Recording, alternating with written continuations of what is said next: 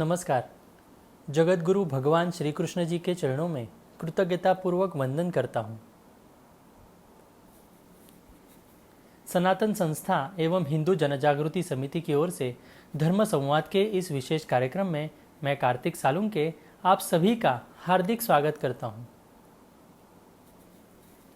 बंधुओं, पिछले कुछ दिनों से हमने वामपंथियों द्वारा किस प्रकार से पूरे देश में एक तांडव मृत्यु का खेला है, ये हमने देखा। उसी प्रकार से उन्होंने कितनी क्रूरता से अपने ही देश के लोगों को इन वामपंथियों ने मार डाला, ये भी हमने समझ कर लिया। इन वामपंथियों का जो चेहरा है, वो चेहरा हमने उनकी सत्यता क्या है वो जानकर ली। ये वामपंथी आज सावरकर जी के बारे में क्या सोचते हैं, उनके बारे में किस प्रकार से आलोचना करते हैं, इसकी सत्यता क्या है ये हमने समझ कर लिया। डॉक्टर बाबा साहेब अम्बेडकर जी भी इन वामपंथियों के कैसे विरोध में थे, ये भी सत्य बातें हमने समझ कर ली। आज भी हम ऐसे ही कुछ महत्वपूर्ण बातें यहाँ पर इस धर्म संवाद के कार्यक्रम में समझ कर लेने वाले हैं। हमारे साथ हिंदू जनजागृति समिति के राष्ट्रीय मार्गदर्शक सद्गुरु डॉक्टर चारुदत्त पिंगले जी उपस्थित हैं। नमस्कार सद्गुरु डॉक्टर पिंगले जी। नमस्कार कार्तिक जी। सद्गुरु डॉक्टर पिंगले जी, आपने हमें इन वामपंथियों का षड्यंत्र के बारे में हमें बताया और किस प्रकार से वो अभी सावरकर जी के बारे में बात कर रहे हैं, उनकी आलोचना कर रहे हैं, ये आपने हमें बताया। और डॉक्टर बाबा साहेब अम्बेडकर जी को भी इन्होंने किस प्रकार से अपनी तरफ खींचने का प्रयास किया था, परंतु बाबा साहेब अम्बेडकर जी भी इन वामपंथी विचारधारा से बहुत दूर थे और उन्होंने कभी भी इनका समर्थन नहीं किया था। ये सभी बातें हमें ध्यान में आई। तो आप नेताजी सुभाष चंद्र बोस और कम्युनिस्टों के संबंधों के संदर्भ में भी हमें अवगत करवाएं। जी कार्तिक जी, सुभाष चंद्र बोस और कम्युनिस्टों के संबंध कैसे थे वो भी हम जान लेंगे, और कैसे कम्युनिस्टों ने सुभाष चंद्र बोस को प्रताड़ित किया था, कैसे ये साम्यवादी वामपंथी स्टालिन वगैरह ने कैसे सुभाष चंद्र बोस पर अनन्वित अत्याचार किए थे, तो यह बात भी हमको समझ कर लेने की आवश्यकता है। द्वितीय विश्व युद्ध चालू होने के कारण नेताजी सुभाष चंद्र बोस चाहते थे कि अब भारत की स्वतंत्रता के लिए जोर लगाना चाहिए, और इसी समय यह प्रयास सफल हो सकते हैं। परंतु गांधी जी सुभाष जी के इस मत से सहमत नहीं थे, और सुभाष बाबू तो भारत माता को अंग्रेज़ों की सत्ता से स्वतंत्र करने के लिए व्याकुल हुए थे, बेचैन हुए थे। और उसमें भी जब उन्हें गांधी जी तथा नेहरू के कारण कांग्रेस के अध्यक्ष पद का चुनाव जीतने पर भी वह पद छोड़ना पड़ा, तब उन्होंने अपना स्वयं का फॉरवर्ड ब्लॉक नाम से दल बनाया था। कैसी विडंबना है, लोकतंत्र के समर्थक गांधी और नेहरू, और जो लोकतांत्रिक पद्धति से चुन के आने के बाद भी सुभाष बाबू को कांग्रेस के अध्यक्षता पद से वो इस्तीफा देने के लिए बाध्य किया था, और गैर लोकतांत्रिक पद्धति से नेहरू को कांग्रेस का अध्यक्ष एवं प्रधानमंत्री करके मनोनीत किया था। तो ये कैसा लोकतंत्र था और ये कैसे लोकतंत्र समर्थक है, यह तो एक प्रश्न निर्माण होता ही है। जब सुभाष बाबू ने फॉरवर्ड ब्लॉक नाम से एक दल बनाया, तो इसके उपरांत उन्हें अंग्रेज़ों ने कलकत्ता में ही नज़रबंद करके रखा था। परंतु इस नज़रबंदी से सुभाष चंद्र बोस पलायन कर गए और वहाँ से वे अफ़गानिस्तान तक पहुँचे, और अफ़गानिस्तान में उन्हें यह अपेक्षित था कि स्टालिन उन्हें वहाँ पर सहायता करे। यानी ये जो सोवियत वामपंथी था स्टालिन, जिन्होंने अनन्वित अत्याचारों का, नरसंहारों का एक रक्तरंजित इतिहास खड़ा किया था, वह उन्हें सहायता करे, ऐसे एक अपेक्षा थी, क्योंकि स्टालिन उस समय अंग्रेज़ों के विरोध में लड़ रहा था। परंतु मास्को से, रशिया से, स्टालिन से, इन वामपंथियों से सुभाष चंद्र बोस को कोई सहायता नहीं मिली। स्टालिन अपनी तानाशाही, अपनी वामपंथी राजवट को स्थिर और कायम करने के प्रयासों में वह केवल रूसी जनता पर ही नहीं, तो अपने परिवार पर अत्याचार करके उनको नष्ट करने में व्यस्त था। रूसी जनता, किसान, मजदूर और कम्युनिस्ट पार्टी वामपंथी पार्टी के 10 लाख कार्यकर्ताओं का उस समय वो नरसंहार करने में व्यस्त था। अब स्टालिन का उस समय नेताजी सुभाष चंद्र बोस जी को सहायता क्यों नहीं मिली, तो उसका कारण भी हम जान लेंगे। तो उस समय नेताजी बोस ने जर्मन के जो नेता थे हिटलर तानाशाही, उससे उस समय उन्होंने हाथ मिलाया था। और वास्तविकता में नेताजी को स्टालिन तथा हिटलर से अधिक अपने भारत माता का ही अधिक प्रेम था, और भारत माता की स्वतंत्रता यही उनका मुख्य ध्येय था। यह बात हमें ध्यान में रखने की आवश्यकता है।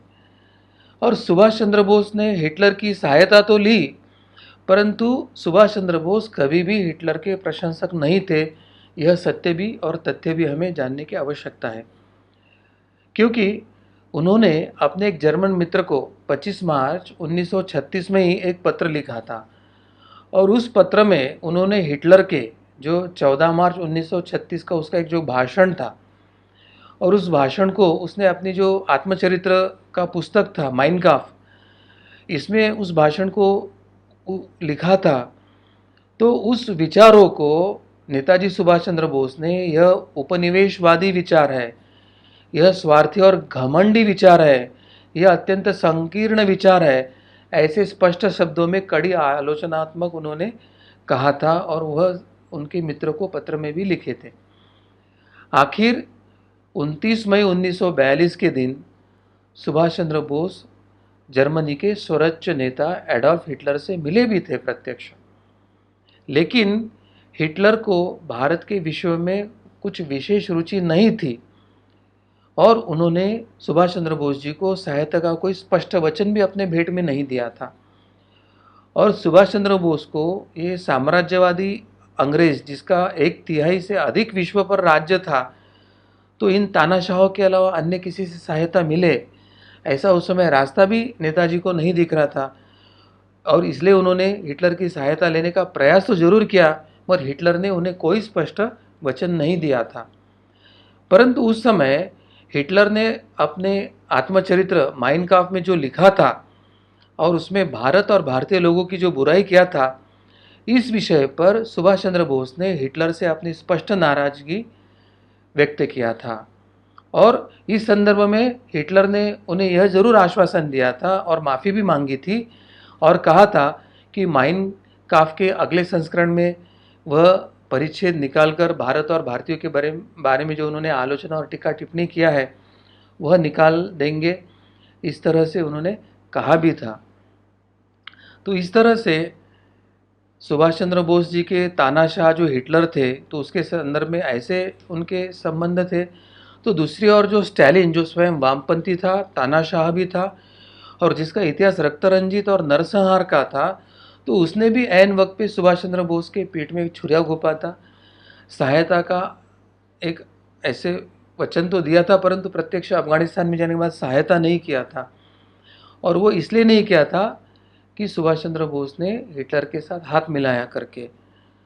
तो ये सब बात देखकर ये पता चलता है कि वामपंथी विचारधारा के लोग सुभाष चंद्र बोस के पक्ष में नहीं थे, उन्होंने उनके हक में कभी कोई मदद या योगदान नहीं दिया था।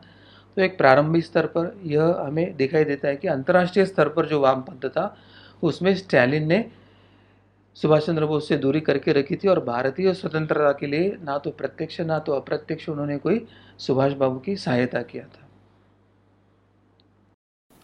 जी सदगुरु डॉक्टर पिंगले जी, आपने जो तथ्य हमारे सामने रखे हैं, इससे ये बात तो स्पष्ट हो गई है कि नेताजी सुभाष चंद्र बोस जी को यह तानाशाही जो स्टालिन था, इससे किसी भी प्रकार की कोई सहायता नहीं मिली, क्योंकि वो वहाँ पर एक बड़ा नरसंहार करने में व्यस्त होने के कारण किसी भी प्रकार की सहायता सुभाष चंद्र बोस जी को अंग्रेज़ों के खिलाफ लड़ने के लिए नहीं की।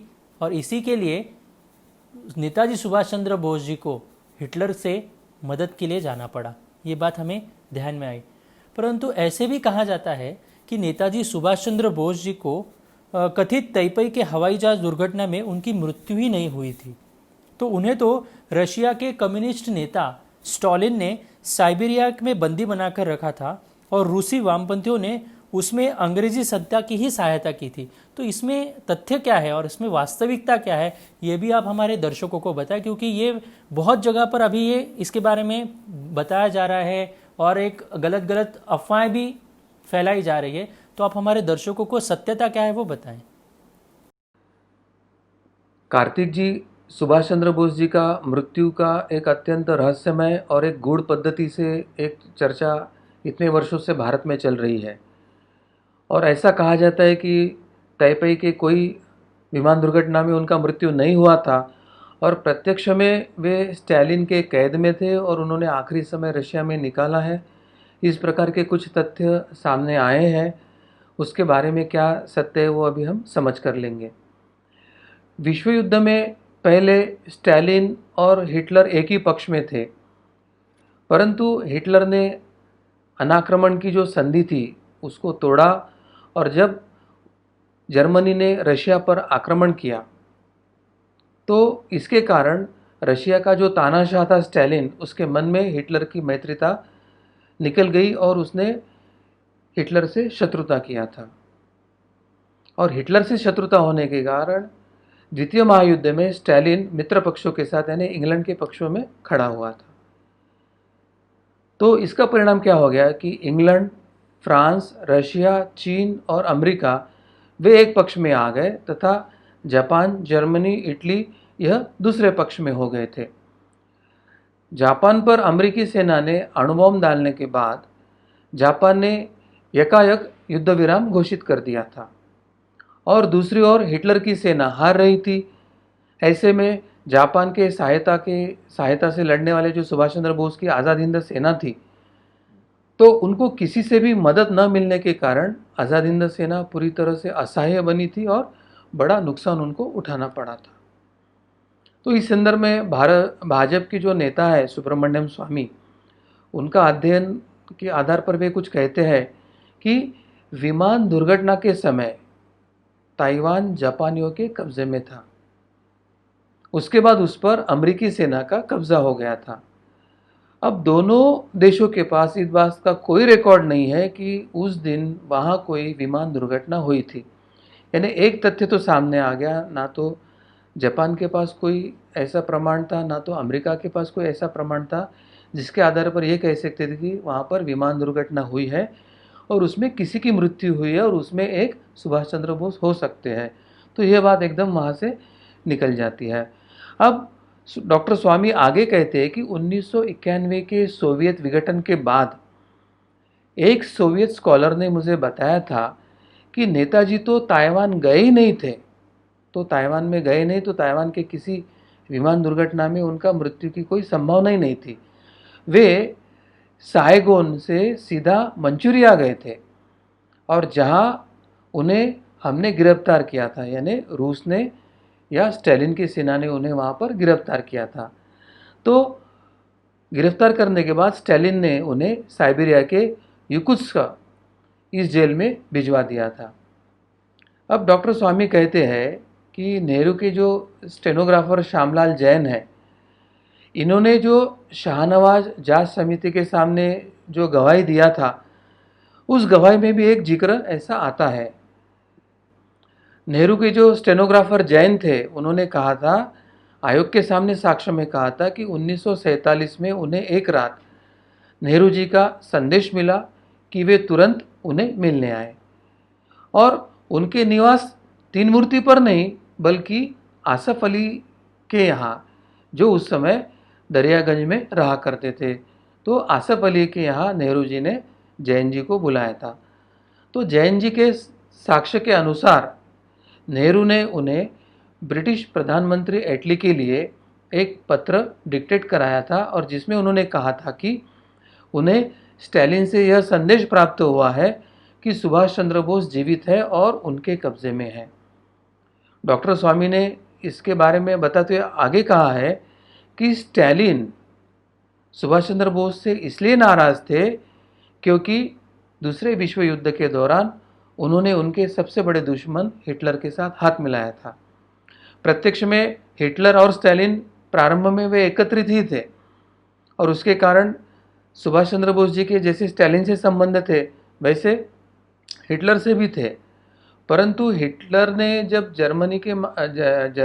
के जर्मनी ने जब अनाक्रमण का करार तोड़ के रूस पर आक्रमण किया था, उसके बाद उनमें अनबन हुई थी और फिर स्टालिन मित्र पक्षों के साथ इंग्लैंड के पक्ष में लड़ा था। तो यह गुस्सा था कि सुभाष चंद्र बोस ने हिटलर का साथ दिया, हिटलर की मदद लिया और इसके लिए स्टालिन ने उसको अटक करवा के उसको अपने कब्जे में रख के एक जेल में भेज दिया था। अब इस संदर्भ में जो दूसरा तथ्य सामने आता है, उसमें पुणे में रहने वाले एक सेवानिवृत्त पत्रकार नरेंद्रनाथ सिनकर, इनका जो है तथ्य वह सामने आता है। उन्होंने जो मुखर्जी आयोग के सामने एक साक्ष्य दिया था और उसमें जो अपना हलफनामा दायर किया था, उसमें उन्होंने एक पुष्टि किया था कि उन्होंने 1966 से 1991 तक के रेडियो मॉस्को के उद्घोषक के रूप में रशिया में कार्य किया था। इस अवधि के दौरान सिंदकर कई भारतीय कम्युनिस्ट नेताओं के संपर्क में भी आए थे। प्रत्यक्ष में भारत के अनेक नेता या भारत के अनेक कम्युनिस्ट नेता हैं, अधिकांश तौर पे उन्हें सोवियत संघ के मुखबिरों के रूप में ही मानते थे। यानी सिनकर को वो सोवियत संघ के मुखबिर यानी उनका एक स्पाई ही मानते थे वे, या खबरिया, इस तरह से ही मानते थे। तो सिनकर ने अपने इस साक्ष्य में, हलफनामे में दावा किया था कि वे निखिल चट्टोपाध्याय को जानते हैं, जो एक प्रमुख क्रांतिकारी वीरेंद्रनाथ चट्टोपाध्याय के पुत्र भी हैं, और वे जवाहरलाल नेहरू, वीर सावरकर और अन्य प्रमुख नेताओं के मित्र भी थे। सुभाष चंद्र बोस भी उन्हें जानते थे तथा भारत के स्वतंत्र संग्राम में जो एक प्रमुख विदुषी थी सरोजिनी नायडू, यह उन वीरेंद्रनाथ की बहन भी थी। तो वीरेंद्रनाथ चट्टोपाध्याय को स्टालिन ने 15 जुलाई 1937 को ग्रेट पर्च का जो उसने अभियान चलाया था, जिसने अपने ही कम्युनिस्ट पार्टी के नेताओं का सफाया किया था, 1/3 मतलब 30 लाख कम्युनिस्ट पार्टी के सदस्यों में से 1/3 सदस्यों का सफाया इस ग्रेट पर्च के अभियान के दौरान, जिसे रेड टेरर या ग्रेट टेरर भी कहा जाता है, तो इस अभियान के तहत इन चट्टोपाध्याय जी को विद्रोही घोषित करके उन्होंने मार डाला था। तो सिंदकर के अनुसार निखिल चट्टोपाध्याय हालांकि सोवियत कम्युनिस्टों के एक भरोसेमंद कॉमरेड बन गए थे। तो निखिल ने नेताजी के लिए एक दुभाषियों के रूप में काम किया था, और जब वह 1941 में बर्लिन से भारत से भागने के बाद अपने रास्ते पर थे, निखिल जी ने नेहरू पर सोवियत रूस में नेताजी सुभाष चंद्र बोस को निर्वासित करने के लिए मजबूर करने का आरोप स्वयं उन्होंने लगाया है। उन्होंने कहा था कि बोस को रूस में मंचूरिया के माध्यम से आने के बाद सोवियत नेतृत्व ने सोवियत कॉन्सुलेट के माध्यम से लंदन में कृष्ण मेनन से परामर्श किया था। सितंबर 1946 में जब नेहरू अंतरिम प्रधानमंत्री थे, उस समय कृष्ण मेनन की सोवियत के विदेश मंत्री व्याचेस्लाव मोलोतोव, इनके साथ कुछ अति गोपनीय विषयों के मामले पर बैठक हुई थी, जिनका खुलासा नहीं किया जा सकता है।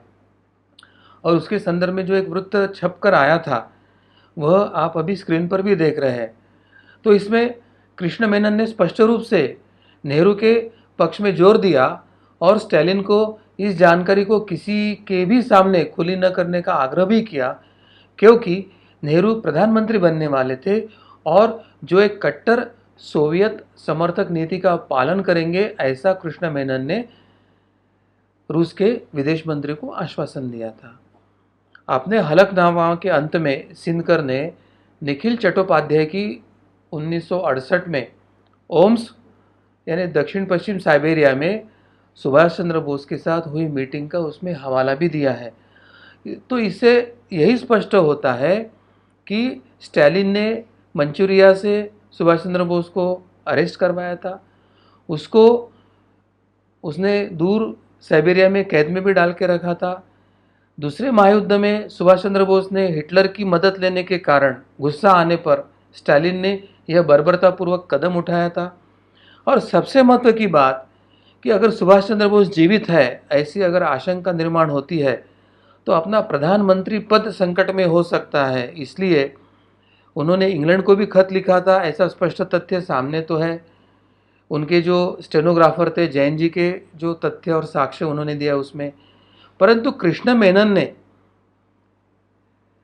रूस के विदेश मंत्री के साथ जो चर्चा किया था और उसमें जो उन्होंने कहा कि नेहरू जी को बचाने के लिए आप उसको अपने कैद में ही रखें, इसके बारे में आप किसी को बताएं मत, ये गुपित ही रखें, और उसके बदले में सोवियत की वामपंथी नीति को भारत में लागू करने का जो आश्वासन नेहरू और कृष्ण मेनन ने जो सोवियत रशिया को दिया था, तो अपनी प्रधानमंत्री की कुर्सी बचाने के लिए, अपनी सत्ता को बचाने के लिए, अपने सपनों को बचाने के लिए क्या नेहरू और कृष्ण मेनन ने स्वतंत्रता के बाद, अंग्रेज़ों को भारत से हकालने के बाद, भारतीय यानी स्वतंत्र भारतीय शिक्षा व्यवस्था, भारतीय परंपरा, संस्कृति को संरक्षित करने के बजाय एक तरफ से अंग्रेज़ों की डिवाइड एंड रूल और मैकेलो शिक्षा व्यवस्था जारी रखी और दूसरी तरफ सुभाष चंद्र बोस जीवित थे और वो बाहर आ गए तो अपनी सत्ता जा सकते थे, इसलिए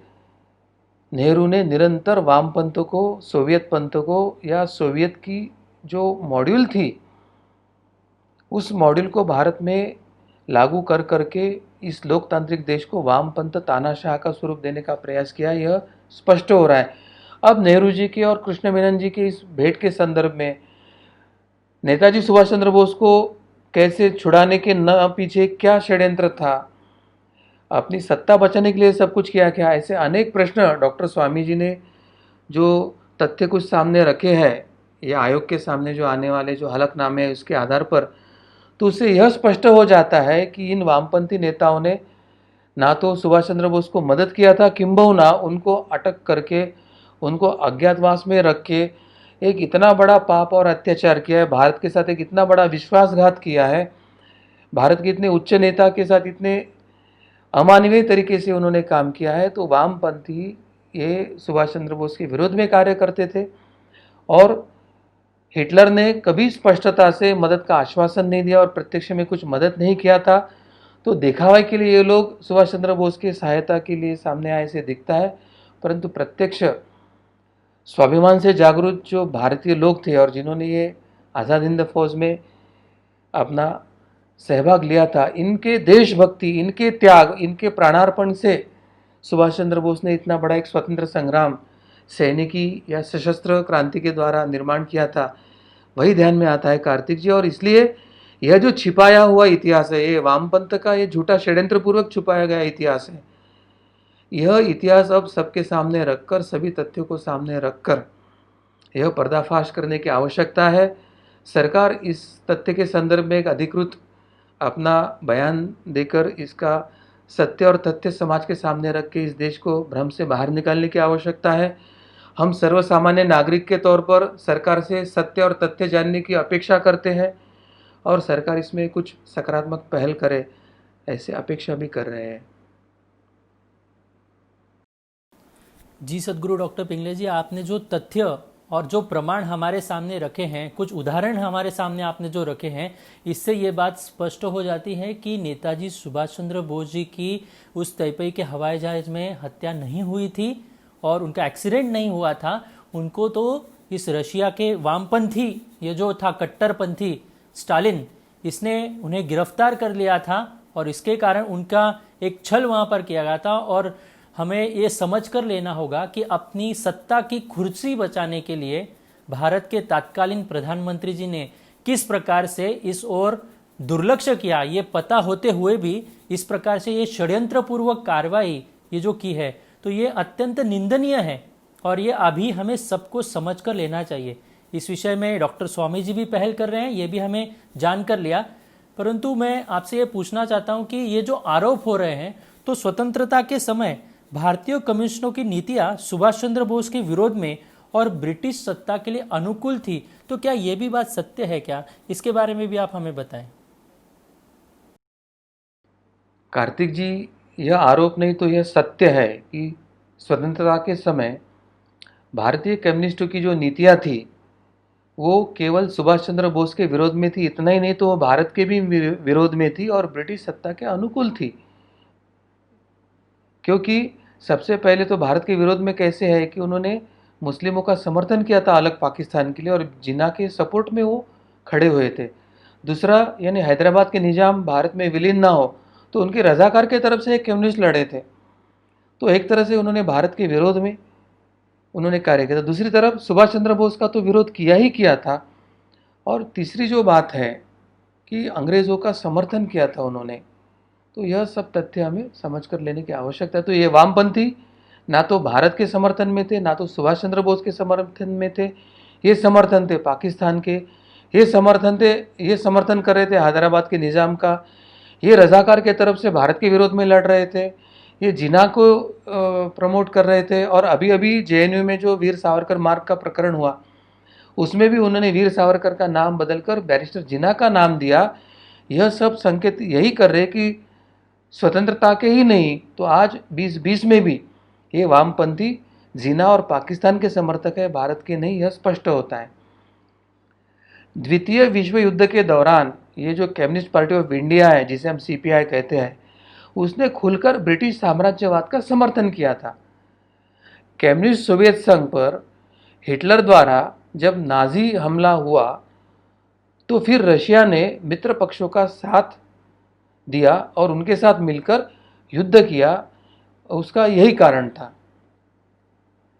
क्योंकि उसके पहले अनाक्रमण करार तोड़कर जब जर्मनी ने रशिया पर आक्रमण किया था तो रशिया पहले से ही जर्मनी पे गुस्सा था और वो मित्र पक्ष में अंग्रेजी के साथ खड़ा हो गया और जापान, जर्मनी इनके विरोध में खड़ा हुआ था। तो जैसे ही रशिया ने अंग्रेज़ों का समर्थन में खड़े हो गए, मित्र पक्षों के साथ दूसरे महायुद्ध में आ गए, इस एक कारण के लिए भारत के जो कॉमरेड थे, हमारे देश के जो कॉमरेड थे या पूरी दुनिया के जो कॉमरेड थे, दुनिया में उन्होंने जनता युद्ध यानी पीपल्स वार घोषित कर दिया। और यहाँ तक कि उन्होंने ब्रिटिश साम्राज्यवाद के साथ सहयोग करने में बिल्कुल संकोच नहीं किया। यानी ये सीपीआई है और यह वामपंथी लोगों ने पूरे विश्व में पीपल्स वॉर, और आज पीपल्स वॉर ग्रुप के नाम से जो नक्सलवाद चल रहा है ये भी इन्हीं का ही रूप है। और ये देशद्रोही वामपंथी समर्थक, ये जो माओवादी, ये नक्सलवादी है, ये सब भारत के शत्रु है, ये हमें समझने की आवश्यकता है। तो सीपीआई ने उस समय अधिकृत रूप से गांधी जी के भारत छोड़ो आंदोलन के खिलाफ भूमिका रखी ताकि अंग्रेज़ों को भारत में अपने पैर जमा कर रखने में सहायता हो। अपनी पुस्तक the political role of international trades union, इसमें गैरी के बॉश ने उल्लेख किया है कि भारत में ब्रिटेन के एकमात्र सहयोगी कम्युनिस्ट थे उस समय जब पूरा भारत अंग्रेज़ों को भगाओ भारत छोड़ो आंदोलन में सहभागी था। और उस समय ब्रिटिश सत्ता ने कम्युनिस्ट पार्टी से करार करके उसके बदले में भारत में जो बंदी बनाए गए कम्युनिस्ट नेता थे उनको मुक्त करना भी प्रारंभ कर दिया था। यानी एक तरह से द्वितीय महायुद्ध के आसपास ब्रिटिश और कम्युनिस्टों की, वामपंथियों की एक साठगांठ हुई थी और कम्युनिस्टों का आधार लेकर भारत की स्वतंत्रता की जो संग्राम की मुहिम थी उसमें विफल करने का एक षड्यंत्र उन्होंने किया था। और उसको सहयोग हो इसलिए जो उनके जेल में बंदीवान थे वामपंथी नेता, उनको छोड़ना भी अंग्रेज़ों ने शुरू कर दिया था।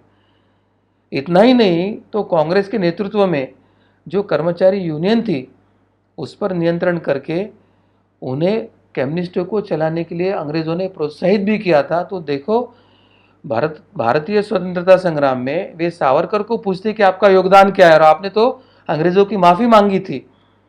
और वो वामपंथी जो अंग्रेज़ों का खुलकर समर्थन किया था, कांग्रेस की ट्रेड यूनियन को टेक ओवर करके वामपंथियों ने ले लिया था अंग्रेज़ों की सहायता से, और वो सावरकर जी और नेताजी सुभाष चंद्र के बोस को प्रश्न चिन्ह उठाते हैं। ये झूठे वामपंथी इतिहासकारों का षड्यंत्र है कि जिन्होंने सत्य छुपाया और झूठ के भ्रमित के आधार पर पूरे भारत की जनता को भ्रमित करके रखा है। ब्रिटिश सत्ता ने तो न्यूज़पेपर और पत्रिकाओं को चालू करने के लिए सीपीआई को आर्थिक फंड, पैसा और साहित्य की आपूर्ति भी कराई थी, और आज भी वही फंड चल रहा है हमारे भारत में एनजीओज के माध्यम से या अलग अलग मल्टीनेशनल कंपनियों के माध्यम से, उसी प्रकार का मॉडल चल रहा है। आज भी भारत में फंडिंग हो रहा है। तो सबसे बड़ा अंग्रेजी भाषा में पीपल्स वॉर का यह मैगजीन छपा था। उसका पूर्ण आर्थिक और बाकी साधन सामग्री के तौर पर अंग्रेजों ने ही वामपंथियों को देकर उनको खड़ा किया था। आज भी वही साठगांठ चल रही है। वामपंथी अंग्रेजी मिशनरी, क्रिश्चियन मिशनरी या इस्लामिक जो है, उन्हीं के साथ साठगांठ करके भारत में वो डिवाइड एंड रूल करके भारत तेरे टुकड़े हो गए, कश्मीर की आज़ादी तक, और हमें वीर सावरकर ने, हमें बैरिस्टर जीना चाहिए, इस तरह का उनका अभियान 2020 तक की भी चल रहा है। यह सत्य में समझ कर लेने की आवश्यकता है। यह वही पीपल वॉर पत्रिका है। उन्होंने सुभाष चंद्र बोस का एक व्यंग्य चित्र निकालकर सुभाष चंद्र बोस को जापानी जनरल तोजो के चलने वाले कुत्ते के स्वरूप में दिखाकर सुभाष चंद्र बोस का मजाक उड़ाया था। ईश्वर की कृपा से हमें वो उसका कटिंग भी मिला है, वो आप स्क्रीन पर देख ही रहे होंगे। तो यह वामपंथियों ने देश के साथ गद्दारी किया, वे भारत के गद्दार और देशद्रोही है। इन्होंने हमारे भारतीय स्वतंत्रता सेनानियों का अपमान किया। केवल गांधी का किया इतना ही नहीं, तो उन्होंने सुभाष चंद्र बोस, सावरकर और सभी राष्ट्रवादी और प्रखर देशभक्त जो नेता थे, उनका सबका अवमान किया था। परंतु विडंबना यह है कि उन्हीं के हाथ में सत्ता बचाने के लिए नेहरू ने वही रूसी वामपंथी मॉडल भारत में चलाया। वामपंथियों के हाथ में ही सभी शिक्षा और महत्व के नीति निर्धारण के पद उन्हीं के हाथ में दिया, और उन्होंने यह सब इतिहास है उसको दबाया, उनको दड़प कर एक झूठा इतिहास जो पढ़ाया। उसके कारण आज भारत में किसी को ये वास्तविकता पता ही नहीं कि ये जो वामपंथी आज हमें देशभक्ति के डोज फैला रहे हैं और सावरकर जी के ऊपर प्रश्न चिन्ह उठाते हैं, राष्ट्रवाद पर प्रश्न चिन्ह उठाते हैं, वे स्वयं अंग्रेज़ों के साथ थे, रजाकार निज़ाम के साथ थे। भारत के विभाजन के लिए वे पाकिस्तान के समर्थन में और जिन्ना के साथ में थे, और स्वतंत्रता के बाद 2020 में वीर सावरकर के मार्ग को बदलकर वो बैरिस्टर जिन्ना मार्ग के समर्थन में थे। तो यह देशद्रोही की श्रृंखला अभी भी चल रही है। यही भारत तेरे टुकड़े होंगे, यह गैंग के साथ यही वामपंथी लोग खड़े हैं। कश्मीर तेरे आज़ादी तक यह कहने वाले विघटनवादी, आतंकवादी, इस्लामी लोगों के साथ यही खड़े हैं।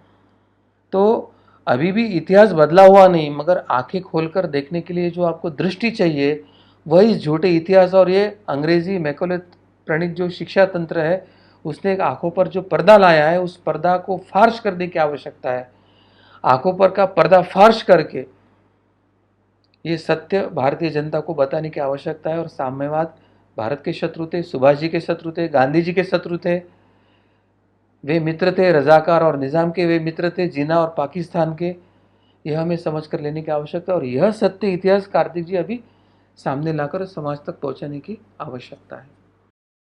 जी सदगुरु डॉक्टर पिंगले जी, आपने जो हमारे सामने अभी ये वामपंथियों के बारे में जो सच्चाई रखी है, तो ये ना तो ये हमारे देश के पक्ष में थे, ये तो उन पाकिस्तान के पक्ष में थे, बंटवारे के पक्ष में थे। इन्होंने वो रजाकार निज़ाम का सपोर्ट इन्होंने किया था, और हर बार इन्होंने भारत को टुकड़े करने के लिए इन्होंने प्रयास किया, और वर्तमान में भी यही स्थिति कायम है।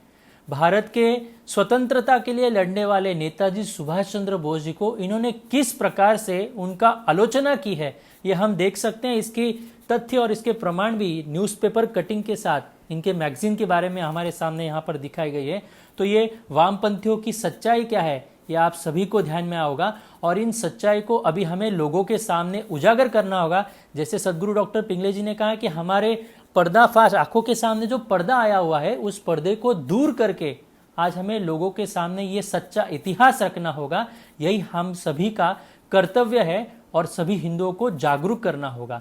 मेरा सभी दर्शकों से ये अनुरोध है कि ये जो धर्म संवाद के कार्यक्रम के माध्यम से हम इस वामपंथियों के जो उन्होंने काम किए हैं, ये हम उजागर कर रहे हैं, इसको अधिक से अधिक लोगों तक पहुंचाने का आप भी इसमें हमारा सहयोग कीजिए। अधिक से अधिक वॉच पार्टी कीजिए, अधिक से अधिक शेयर कीजिए, और यह कार्यक्रम सुनते समय यदि आपके कुछ सुझाव हो तो आप अवश्य हमें चैट बॉक्स पर लिखकर दे सकते हैं। इसी के साथ हिंदू राष्ट्र स्थापना के कार्य में यदि आप अपना सहयोग देना चाहते हैं, तो अपना नाम, अपना जिले का नाम एवं अपना संपर्क क्रमांक आप चैट बॉक्स में अवश्य लिखकर दे सकते हैं। हम आप तक पहुंचने का निश्चित रूप से प्रयास करेंगे। भगवान श्री कृष्ण जी की असीम कृपा से धर्म संवाद का आज का यह कार्यक्रम यहीं पर संपन्न हुआ, इसलिए उनके चरणों में कृतज्ञता व्यक्त कर हम यहीं पर विराम देते हैं। नमस्कार।